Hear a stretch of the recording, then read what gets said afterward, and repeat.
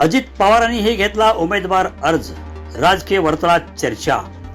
राजकारणात कधी काय होईल ते सांगता येत नाही। सध्या पंतप्रधान नरेंद्र मोदी यांनी 400 पारची घोषणा केल्याने भाजपा मित्र पक्षांच्या एक जागेसाठी देखील खूप काळजी घेताना दिसत आहे।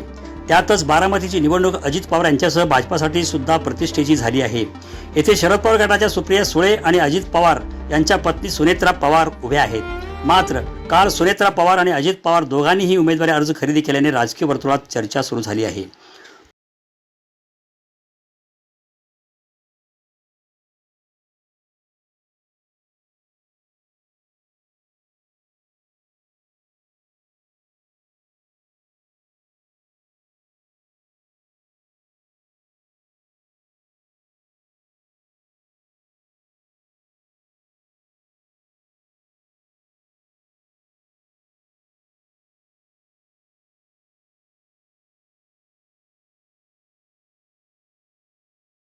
उपाय म्हणून डमी उमेदवार म्हणून अर्ज भरू शकतात।